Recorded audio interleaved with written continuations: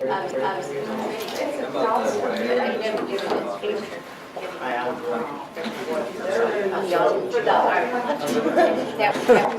introduce this distinguished panel. Starting over at your left is Bob Goodwin, Department of Plant Pathology.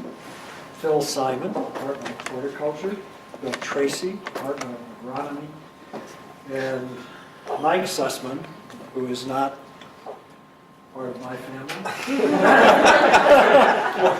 We're not sure, of course. Who's the director of the Biotech Center. And they are going to talk to us today about genetically modified organisms. And I don't think they have a plan yet for how they're going to do this, do you? No, I thought it was going to be a discussion, which may imply that But you guys are going to do it. I'll let you weigh in. Oh, jeez. Well, let me ask about the daffodils. Daffodil. So Mike will know this chapter and verse. Jim was asking earlier about the source of the 3 genes for the golden rice. And I said I thought one of them was daffodil and the other 2 were bacterial. I have no idea. You have no idea? I have no idea. I'm probably not the best. So in that case, one of them was from daffodil and the other 2 were from If you ask a question, you get an answer. I guess I would like to propose maybe here that the idea that the future is transgenic. I think by all means, I've come to the conclusion that there's no question that the future is transgenic, and that in some ways I'm worried that we've lost our will, and some of the incredible positives are being outweighed by small amounts of negative. Not that we shouldn't be careful, of course, as we move forward, but there are some amazing things that I've seen that kind of puzzle me. And these guys can help me on this one. But I know that a breeder would go down to Peru and find a potato that, an ancient potato that will have some disease resistance that we would want to put into our potatoes. So comes back and crosses it in and introduces thousands of genes along with the resistance gene. And then that gets into our food system fairly quickly, actually. I believe it has to be tested for protease sensitivity. It gets tested because there's a correlation between antigenicity and protease sensitivity. It's a quick thing to do. And then it gets tested in rabbits and eventually gets tested mainly in the human population. Whereas if you put one gene, of which you know a lot about it, into a potato, a transgene, that becomes a big problem. That's one thing that I don't completely understand. The second thing I don't understand is something, for example, recently, the knockout mouse in the prion gene turns out to be fine. And I think there are perhaps some problems under certain oxidative stress conditions, but the biggest phenotype you can find is that it doesn't get mad mouse disease. And I've proposed this to the USDA a year or 2 ago. Let's make a cow that would have a knockout prion gene cow. And I was told that that's not fundable for 2 reasons. Number one, no one will eat a transgenic cow. And number 2, mad cow disease is not a problem in this country. This was a year ago. And so what it comes down to is the animal people are very conservative about, and so in the meantime, the Koreans have made 3 cows, which have this dominant transgene that allows them, since the primers, it forms a dimer, you can throw a transgene that has a dominant phenotype where they don't get mad cow disease, they're completely resistant. So the Koreans done it already, and we're not doing that kind of stuff. So that kind of worries me that in a way we've lost our will. So anyway. So partly to start a discussion in that case, I'm going to disagree with you, at least provisionally, on the future is transgenics. I don't think we know that yet. And I'm actually quite impressed with the kind of progress that's being made using genomics and other kinds of tools that have come from genomics in empowering the plant breeding process. And I know of a couple of really interesting examples. The wheat pre-breeding group for wheat at Simic is in the process of constructing hundreds of new synthetics. So our bred wheats, we had one synthetic that happened in nature, thousands of years ago. These guys are making hundreds of new ones from the 3 wild sources of the diploid genome that make up hexaploid red wheat. And just walking through the fields and looking at the stuff that's coming out of that program, 2, 3, 4, 4, 5, 6 generations in, is really impressive. And it'd blow your mind to see what's there. And then I was reminded of Mike, what's his name, the guy that was here in Madison for many years at Agrogenetics, Mike Murray. Mike Murray, a number of years ago, and this was in the early 90s, did a comparison of achieving high oleic canola by breeding and doing it by genetic engineering. My colleagues at Calgene were the ones that started doing that by genetic engineering. And the timeline was the same, and the cost was vastly less to do it by plant breeding.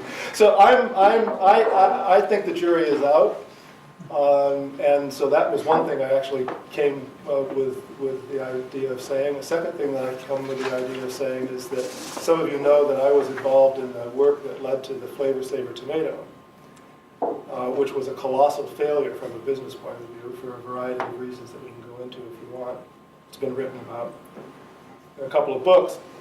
But the thing that is, I think, really important about the Flavor Saver tomato, really two things. And one was that if that had succeeded, it would have been a food product and it would have had a real tangible consumer benefit that I think would have likely have been widely accepted in the marketplace. Certainly the test marketing that was done was quite favorable, but it failed. And it failed for basically reasons of business stupidity or short-sightedness.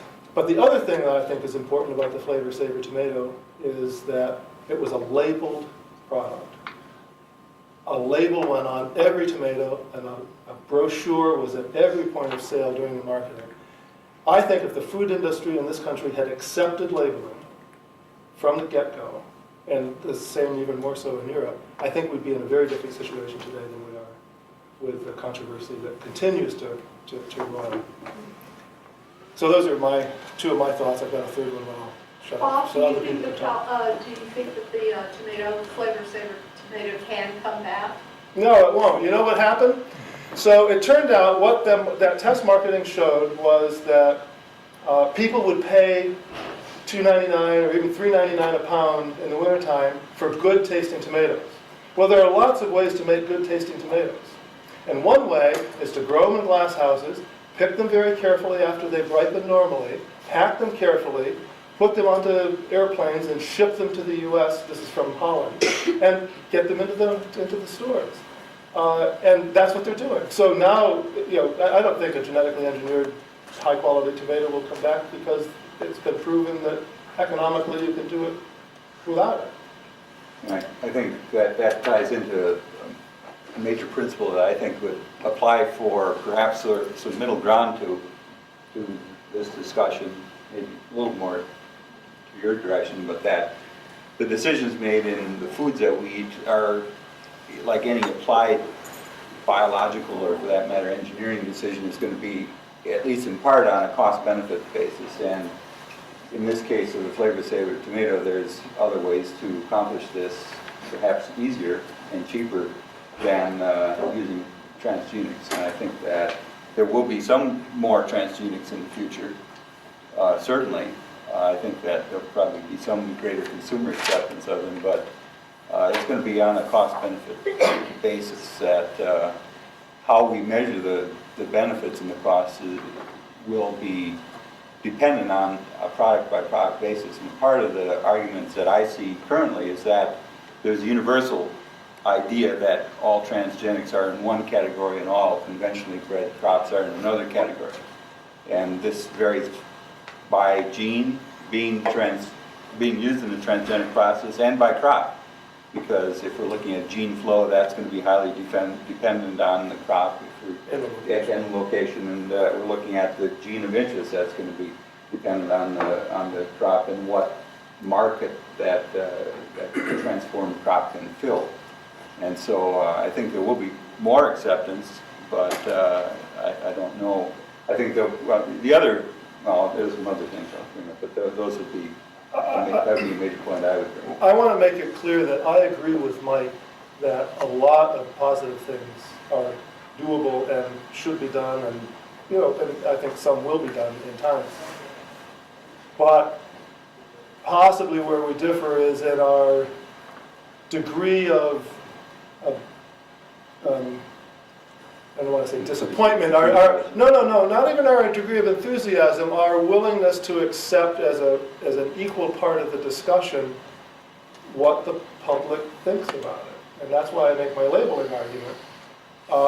I think it's critical that so I have not confirmed this, and I know some famous guys, was it Will Rogers, said don't believe everything you read in the newspapers, but I get the Guardian Weekly.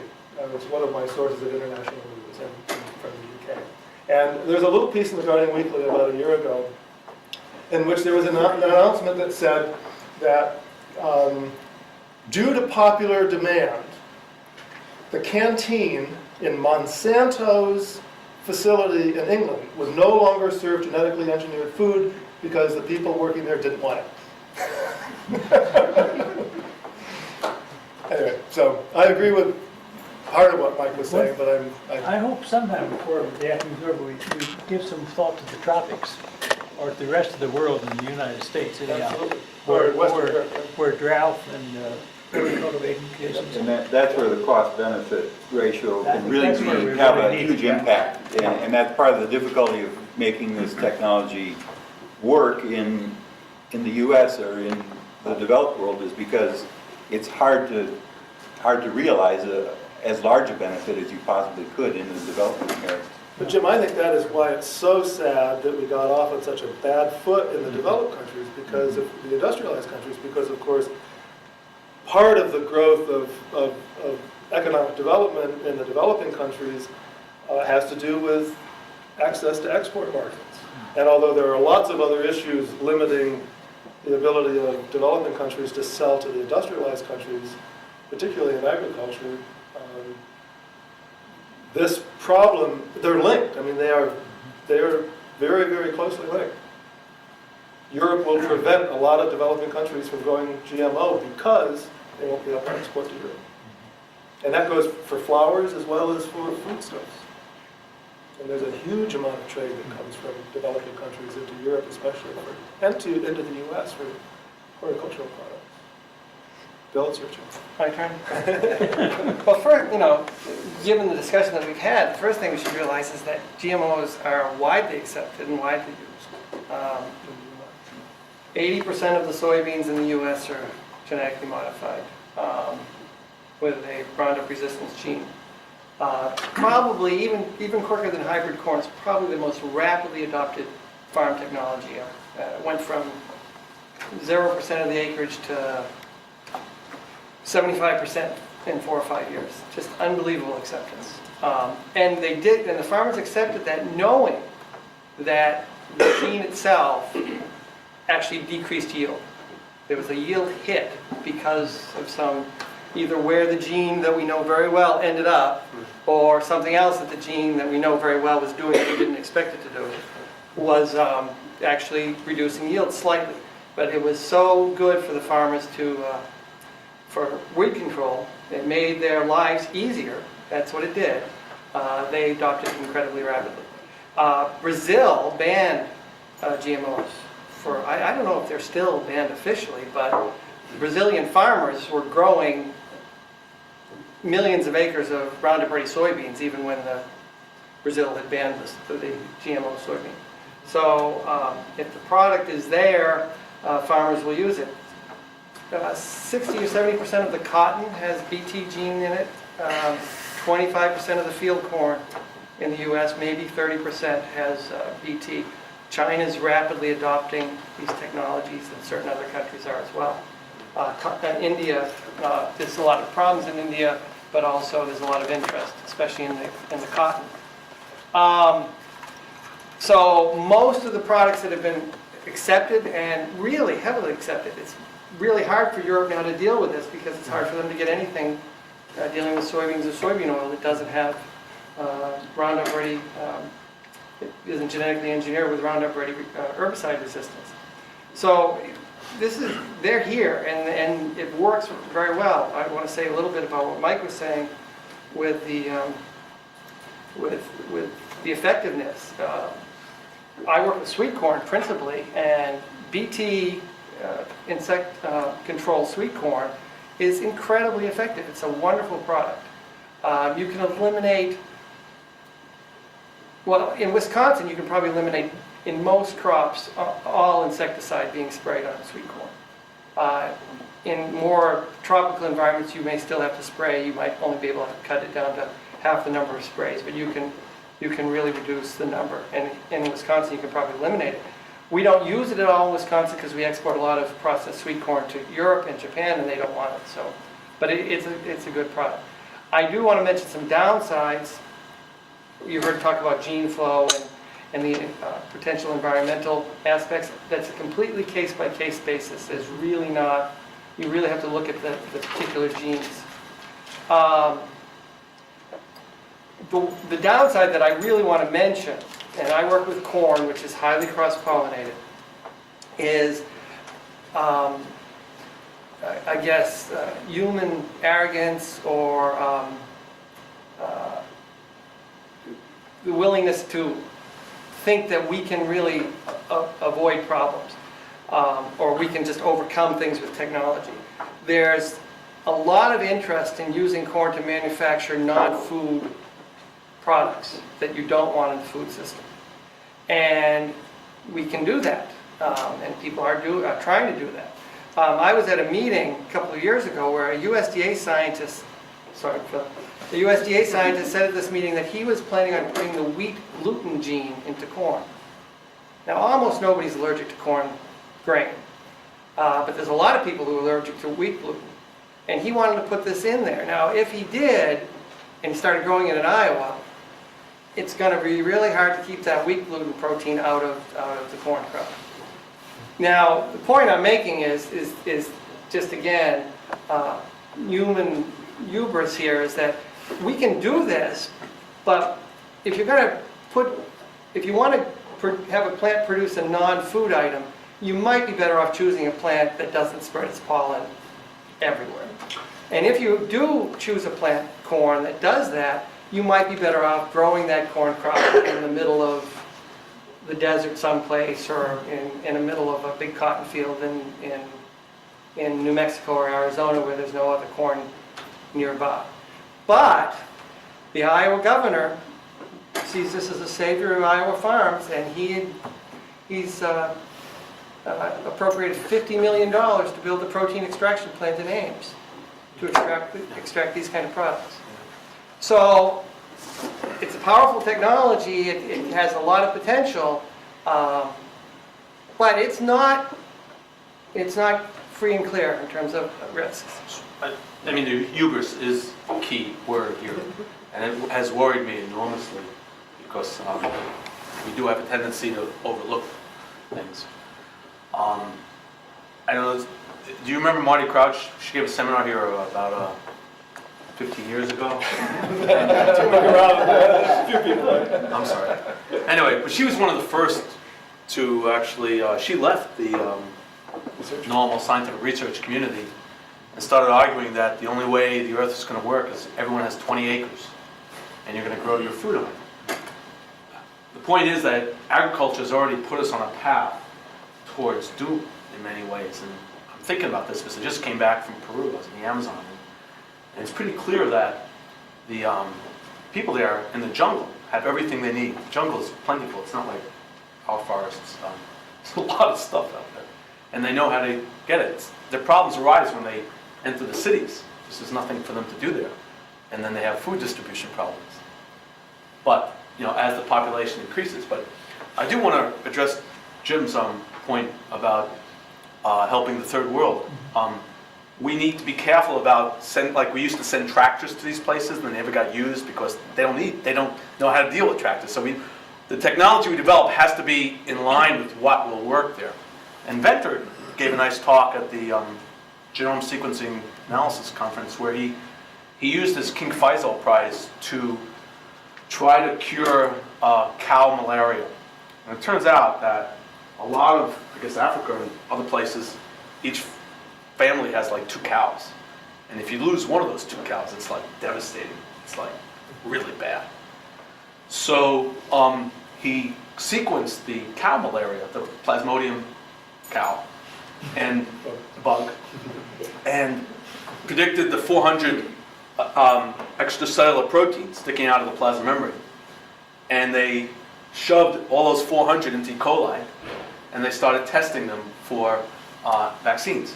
And they came up with, I think, a handful of very promising vaccines. And you know, if they can cure cow malaria, that'll be a huge impact on there. I'm not sure any of our corn would have as big an impact, and the sad thing about it is, you know, they'll require more burning jungles, and that's not so good. So I think if we're going to use this in the third world, we want to target it to their particular problems rather than our impressions of what their problems are.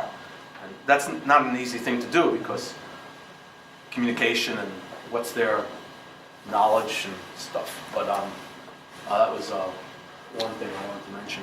The other thing I wanted to ask, and you're all actually much better geneticists than I am, or will be, and I wanted to ask you whether you know about Daphne Pruis's plant artificial chromosomes.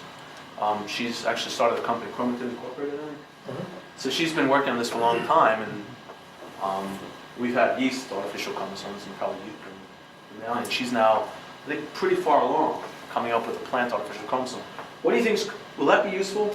Do you think we'll be able to create big changes? Because right now we're 1 gene at a time, and that's kind of slow and clumsy. I don't know if we know enough to create big changes yet in any intelligent way. Yeah. We've got polyploidy. We've been using it for decades. Yeah. In the specifics, bring big changes too. And isn't that what breeding is, basically?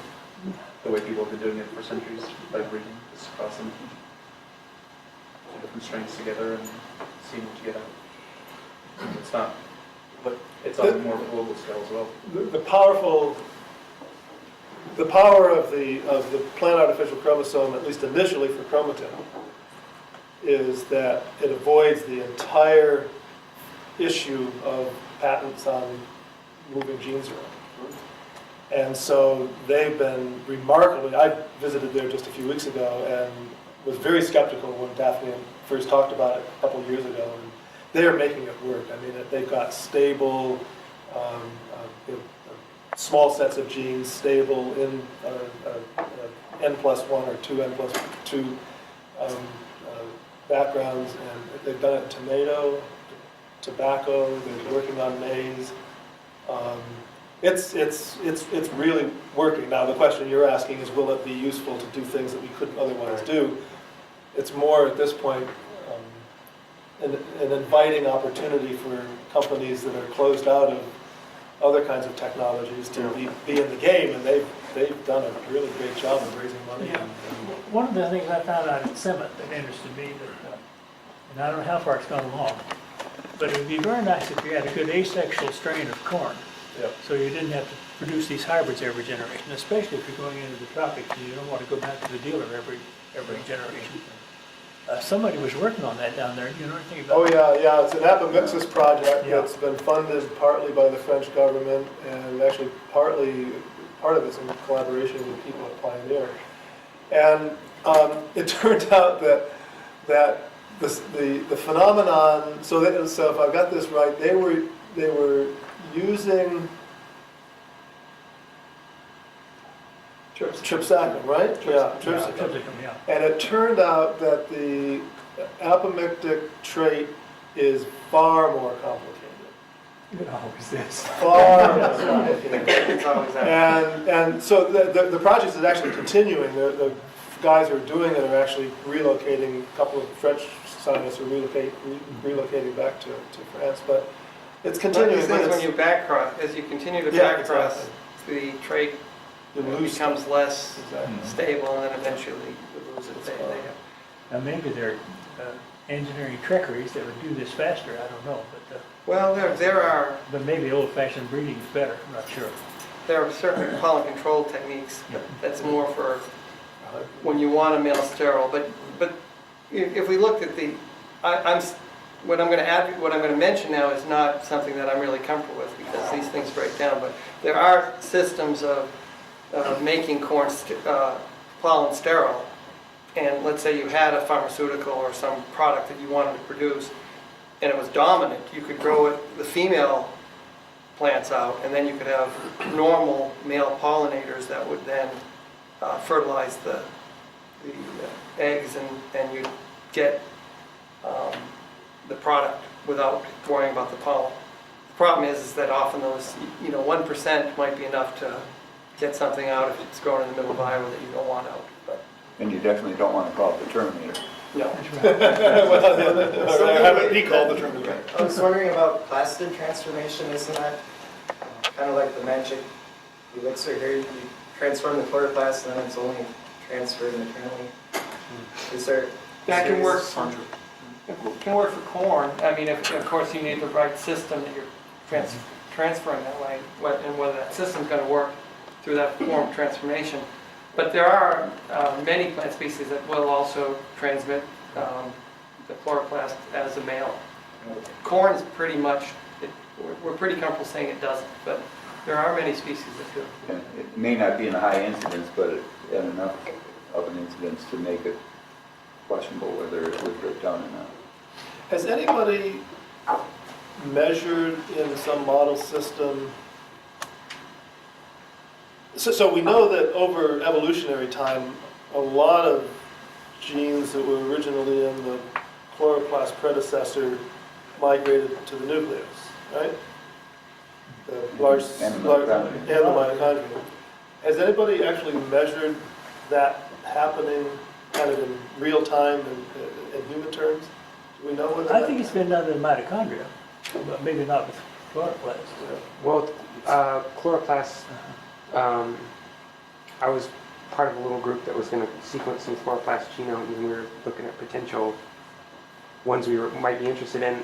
And what we found out was that there's a lot of them are really diverse, and so even within sometimes within a species, obviously you'd see more diversity further back you go. But I think because of that, you're getting evidence that they're changing at a rate that, who knows? I mean, I don't think we really have a good idea of both how it changes and how fast. So this is to the point that you put it in the chloroplast, sure, but is it going to stay there? And how much time will it take to move up?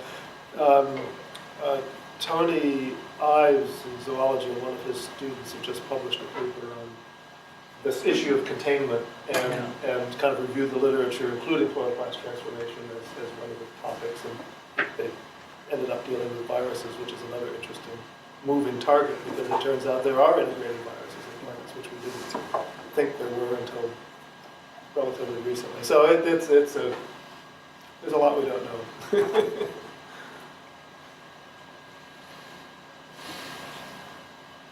Well, I'll just throw out another point that I had written down. Another issue with transgenics, and I think it all does relate to the tropical, but in general, you've heard a couple of times it mentioned that it is expensive, and it's more expensive than traditional breeding. I was at a talk by one of the research directors at Monsanto, and he estimated that this was a talk given in the year 2000. In the year $2,000, all the money that had been invested in hybrid corn breeding from 1920 to 1995 was about $3 billion. And in $2,000. And he estimated that the amount of money that had been spent on hybrid corn breeding, mainly transgenics, but including transgenics, between 1995 and 2000 was another $1 billion. So there's a tremendous amount of pressure on these companies to put out products.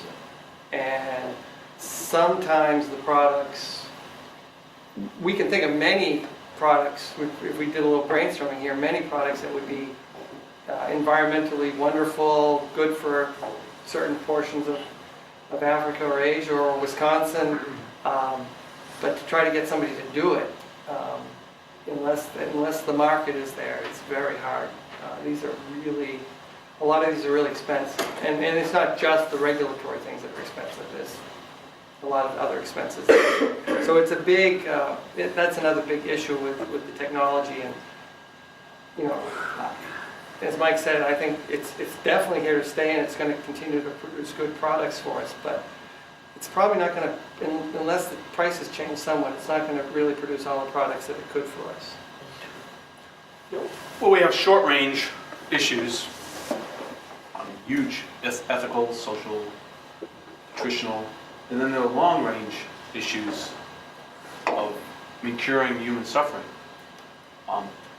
Starvation is still a problem. And here's a really wacky experiment, but it's one of my favorites. Rick's heard this a few times. So I tried this I got scooped by a German group about 8 years ago.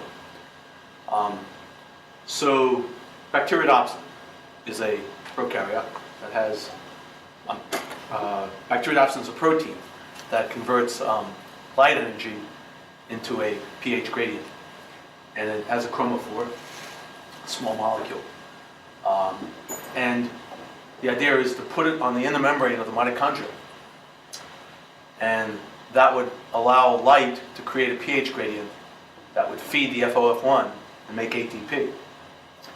And so, kind of hit me about 10 years ago. This could actually work. So I started working yeast. Yeast is the obvious place to try this.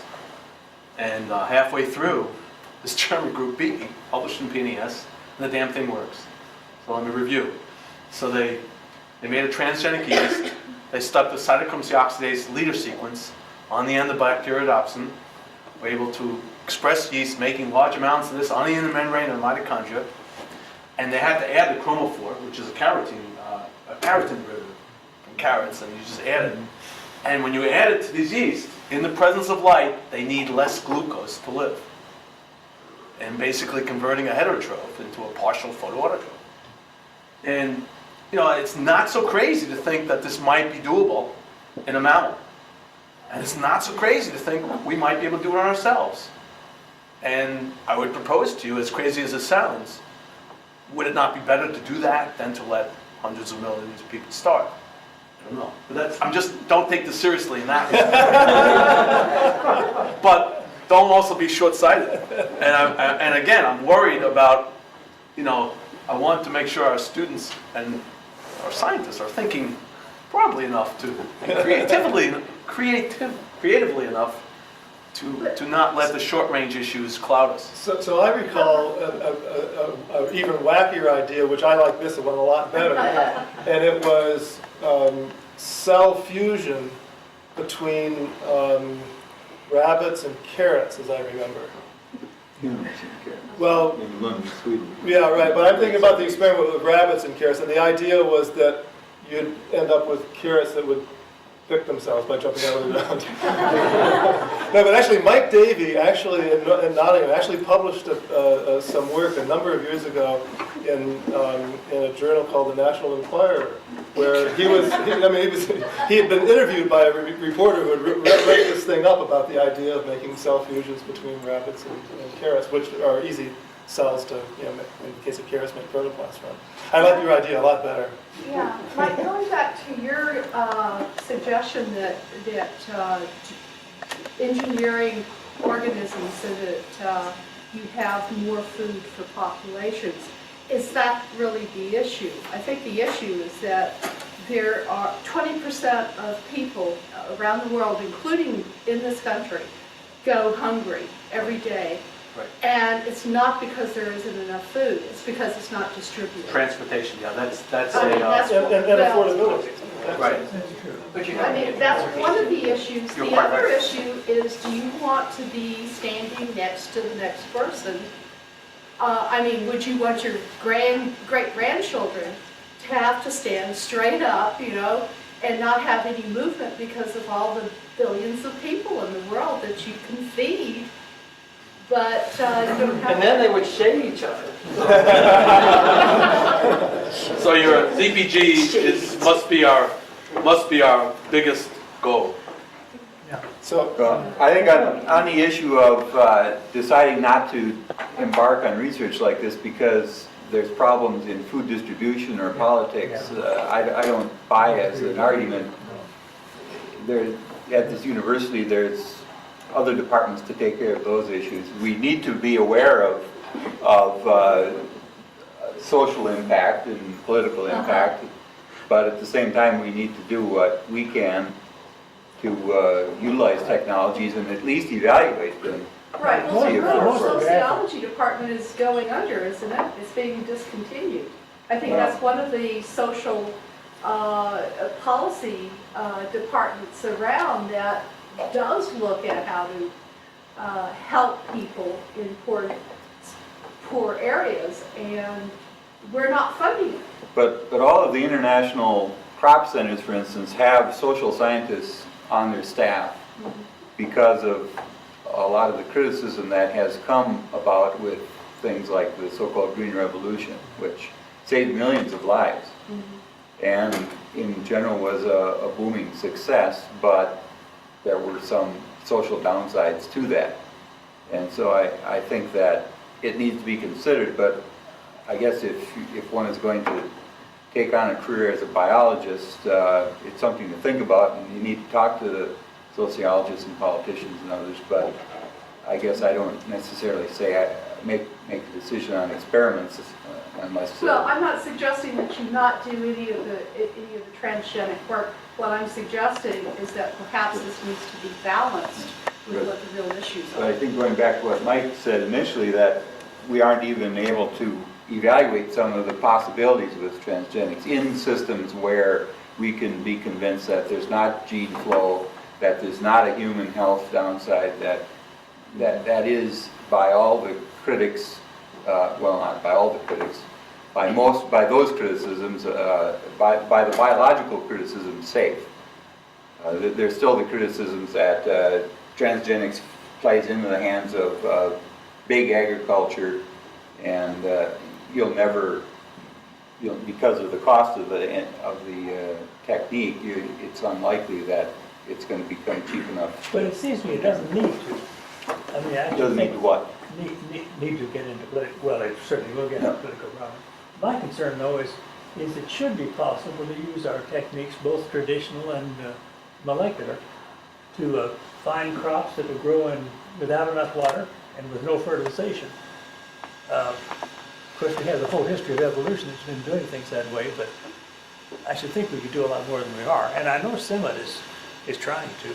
well, the Summit's another interesting case. I was just in India looking at the work that Simon and Erie and some others are doing in something called the Rice Wheat Consortium. And if you haven't heard about the Rice Wheat Consortium, look it up. You can find it on the internet really easily. It's a partnership with a bunch of national programs, most notably the Indian agricultural research centers. New Zealand and Australia are involved. And basically what they've done through a combination of agronomy and genetics is to create a system for rotating rice production and wheat production, and typically also a short season legume in one season for the Indo-Gangetic Plain. And a vast improvement in water use efficiency, because very little irrigation in most years in most locations is needed to get the wheat crop out, because there's enough residual water after rice. And the key, part of the key has been adopting permanent beds and doing bed planting. And a combination of that with stand establishment and density, planting density, which dramatically decreases the need for hand weeding for herbicides. But a key thing that they could still use is a shorter season wheat, which can be achieved by breeding, and that's being worked on. But water deficiency tolerance is really hard to come by, I understand, in wheat. They have screened thousands and thousands of accessions of wheat without finding any significant variation or improvement, lines that will give improvement in drought tolerance. Now, mind you, through additional work, transgressive segregation, you could find pick two parents that don't exhibit drought tolerance would segregate a progeny that do. But this looks today like a place where genetic engineering could really That's what I pay was off. thinking too. And in fact, what they've done is to take the DREB1A gene, which is a drought responsive transcription factor, as I understand it, in Arabidopsis, is that right? Right? And they put it behind a stress promoter, and they've made transgenic wheat, and in the greenhouse, it is amazing how it improves the ability of the plant to stand up to water deficiency. So I see that potentially as being an early test case. Even earlier than that will be BT maize for open pollinated varieties of maize for East Africa. But so there are some examples like this that are moving forward, and it's not only Simon, I mean other places are doing it. I just want to put in a voice about this little discussion about what goes on in developing countries for empowering the people in developing countries to do this work and to make these kinds of decisions. And to provide access to technology from the advanced countries, but to really, I mean, we need a much more serious and long-standing investment in the public institutions of agriculture in the developing countries where you have to do the work, and I think it really ought to be done by people. Even the poorest of the developing countries in Africa have very well-educated people, many of them from institutions like Wisconsin and Cornell and Davis and other places. If they had resources to work at home and do what needs to be done there, the situation would be dramatically improved. And in a relatively short period of time. Yeah, many of the major staple crops, cassava, bananas and plantains, there's almost no one working on any of these things. And traditional breeding or molecular work, it just doesn't happen. And it's amazing when you find out how few people are working on these things, trying to improve them. One or two people on some of these major staple crops. Millet's are a great example of a hugely underinvested group of crops that are critical to food security in many parts of Africa and South Asia. Sweet potato is another one. There's work going on in East Asia to try to move toward adoption of yellow sweet potatoes. They prefer the white ones. And you get such a big hit in vitamin A content if you could. So they're working with school children to teach them how to enjoy yellow sweet potatoes, and then they take them home, and their parents grow them. So in a generation. During World War II, I was in Guatemala, and they had a saying there, how many tortillas do you eat? And the answer is 12 if it comes from white corn and 10 if it comes from yellow corn. Now these people have never heard from beta carotene, but I just wondered if there was some folk wisdom that accumulated that there really wasn't. Or whether it's purely accidental, I don't know. It wouldn't be surprising. I mean, think about the rice bean diets and the beans and maize. I'd almost have to think that was because the yellow ones didn't taste as good. Well, there may be a trivial explanation, but I'd like to make it profound. An agronomist will make it trivial. But generally, the white corn's preferred based on taste, so. Maybe, perfectly. Other questions? What sort of research is needed for those other staple crops that you mentioned? Disease research? Disease resistance is probably the biggest thing, and then drought. But enormous gains can be made with disease, but also maybe even more than disease would be nutrition, soil nutrition, more efficiency. It's probably harder. Disease is probably the easiest thing that could be done most quickly and probably most cheaply. But maybe a bigger impact would be, certainly a bigger impact would be drought and soil nutrition. Resistance to acid soils, because a lot of the tropical soils are highly acid. Aluminum tolerance. Aluminum is not a nutritive element, it's a toxin. So aluminum toxic. So this is a case of expanding the natural range of these crops rather than growing them where they've always been. Many of them are being grown in soils that are low pH, simply by adding lime on the farmers' fields in many of these it depends on what part of the world we're talking about. But simply by adding lime to raise the pH right in the field that the farmer's already using, you could triple or quadruple yield, but they don't have that resource. And there is, in corn, there is genetic diversity for pH sensitivity and for aluminum toxicity resistance. And it's sorghum too. But even for some of the major staple crops, and certainly for the minor crops, it's not even possible to evaluate different varieties of existing varieties of crops. So it's not the expertise of the infrastructure in these countries to even grow them out and tell you whether they're going to grow there or not. I work primarily with carrots, and there's virtually no information on carrot production around the world outside of the developed world, and it's almost impossible to find someone to just send the seed to try out something. And you get some more major crops, and you have low expertise as well. Certainly on Well, the minor major crops, the grain crops, the insect and seed viability problems are enormous. They don't have good cold storage, so they can't keep seed from season to season. It's just a whole infrastructure thing in terms of research. It just seems sort of silly that as old as agriculture is, that we are focusing on wheat, rice, corn. And if people are hungry enough, they'll eat just about anything. Is there something you can do to engineer a crop that grows well where people are, rather than trying to make wheat grow everywhere? I think that's a good point, that there is a wide range of crops. Looking at the drought regions of India, for instance, sorghum is a very drought tolerant crop. And in some cases it may be more appropriate to look at just trying existing varieties of sorghum in those regions. And now that requires that people would perhaps need some education on how to prepare sorghum once they have it.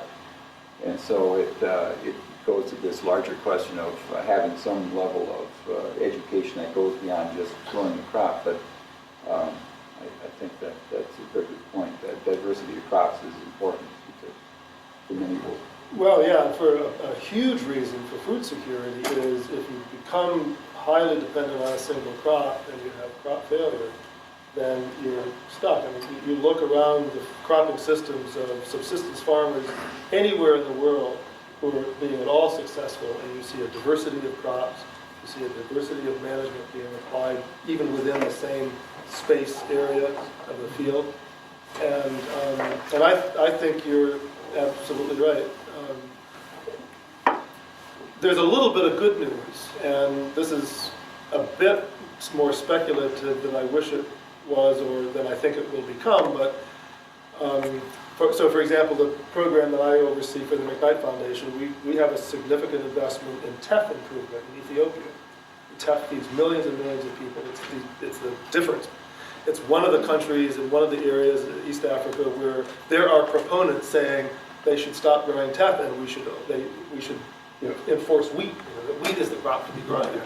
And you could make the argument that wheat is, maybe some Ethiopians ought to grow wheat, but I think it's a huge risk to take that. So anyway, the good news is, in this project on teff, it turns out that the markers coming from the highly researched grain crops are being quite useful in teff improvement. So we don't have to invest in the 50 years of basic genetics to be able to do anything in teff. There's tools that are coming from the highly researched crops that are turning out to be quite powerful in trying to improve teff. They're the issue. Teff grows very well at low altitudes, at high altitudes. It's relatively drought tolerant, but it is very responsive to inputs, to the point where if you add fertility, the plant falls over. It's got a huge lodging problem, and that's a problem that we think the Ethiopian scientists who are working on this, think that they can solve by using a combination of genetics, and potentially now that the morphine gene from wheat has been cloned, maybe a transgenic strategy might work as well. So I think not having adequate research facilities in Ethiopia is the first problem. So. Oh yeah. I mean, our money goes for buying four-wheel drive vehicles and greenhouses and the basic tools of setting up a research line, because it just is not there. What if we took a carrier, and instead of filling it with war machines, instead filled it with labs that could move around the world? Or lime. Or lime, yeah, right, or phosphorus in some parts of the world. So it just makes sense to me, with all these billions of dollars that we give in aid packages to these developing countries, are there any groups within the presidential closeness that sit down and meet and talk about how this, not just the money that we're giving to them to buy these foods, to buy these medicines, but to set up some sort of consortium that we could help them diversify their crops? Let me make a distinction on that question between medicines and food. If we're talking about agriculture, that's something that's done in every one of these countries. 70% of most of these countries' people are engaged in farming and agriculture. It's a very different situation than modern medicine and drugs. So I want to make the distinction between medical aid, which I don't think does damage and in fact I think is very profoundly good, and food aid, which I think is a disaster. Food aid destroys local agriculture. Right. And it's a huge problem that we're willing, when there's a crisis, to put a lot of money into food aid, when if we were simply spending that money to support the infrastructure of public agricultural research and development in those countries, you'd avoid the need for food aid. And a lot of the billions that we give are actually selling surplus. That's right. We're not doing as it for generous their as Right. you might think. And that's where the political and social problems can really wreak havoc. So I'm glad you brought that back, Sustainability. because I was going to say earlier that I love this statement. The little discussion between you and Mara there. There's this old statement that says, the world has problems. Departments have universities have departments. I think that's the problem. But there needs to be dialogue. There needs to be dialogue. Anyway, so now to your question about agriculture and aid. Did I? Well, Yeah. but agriculture, international agriculture research for diversification of crops is rather minimal. And I don't.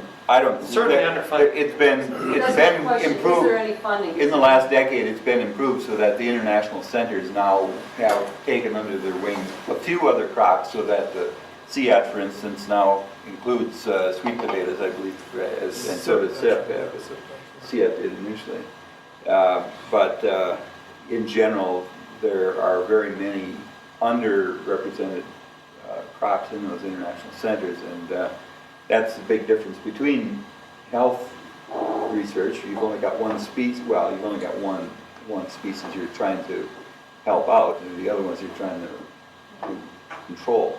Whereas in agriculture, you're attempting to work on many different species. So this international system, which is now 15 institutions, one of which is a food policy research institute, so 14 that deal with crops and livestock. Do the math. The largest of the institute's budgets is between 35 and 40 million a year. That's Senate, and there are a couple of others that are close. And then some of the smaller ones are down in the 12 to 15 million a year range. So you say 14 institutions averaging maybe around 20 million a year. I mean, that's a pittance. And what's UW-Madison's research budget? I mean, the money that comes in, 400, 500 million? Millions per year, yeah. I mean, we dwarf the entire, now that doesn't include foundations like McKnight and Rockefeller, but we don't put that much money in. And it doesn't include the national agricultural research systems of these countries, which are seriously underfunded in the best of situations. But India and Brazil and China put quite a lot of money into agricultural research. Chile probably is another one. But agricultural research is demonstrated time and time again by economists to be one of the highest returns on investment. But yet, in real dollars and in spending power, the investment worldwide in agricultural research in the public sector has declined for the last 20 years. Yeah, but the return on investment is to poor people who aren't in the cities to spend it. It isn't to corporate bottom lines. Believe me, yeah. I And it's realize not in the developed areas, it's in the less developed. So that's why the investments are lower.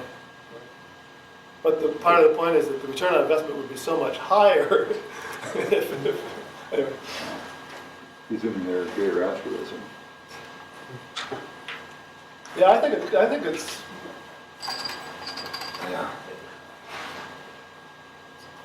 whether or not civilization hangs in the balance, security may hang in the balance. Because poverty is a very, very serious source of a lot of the instability, political and other kinds of instabilities that we're dealing with. So are you suggesting that instead of spending 100 million to sequence some additional genomes, we should instead set up maybe 200 or 300 plots of cassava and things around Madison? And 200 or start some- 300 plots for 100 million No. plots? Thank you. That's You got Phil's attention. Sounds to me like that might be, I think there are so many places it to won't be go. profitable, but it might be better secured. I think there are so many places to go to look for public funding for what I'm advocating, and I think what we're all advocating. I don't think you have to set scientific investments up against each other. I think that's something that we do too much of in agriculture as it is. That's not really the question. The question is, how does society decide to spend what it spends broadly? And in this country, I'd go to the military first, but then and maybe the prison But system. it is fascinating, we went from a GMO discussion very quickly. So, that's good. That's what it's all about, though, isn't it? It is all about, yeah. I would suggest maybe this profound place is a good place to stop. And, in case you haven't noticed, spring has come to Wisconsin, and the weekend starts. So. And several of us are going over to see the undergraduate posters at Union South. So. Thank you, guys.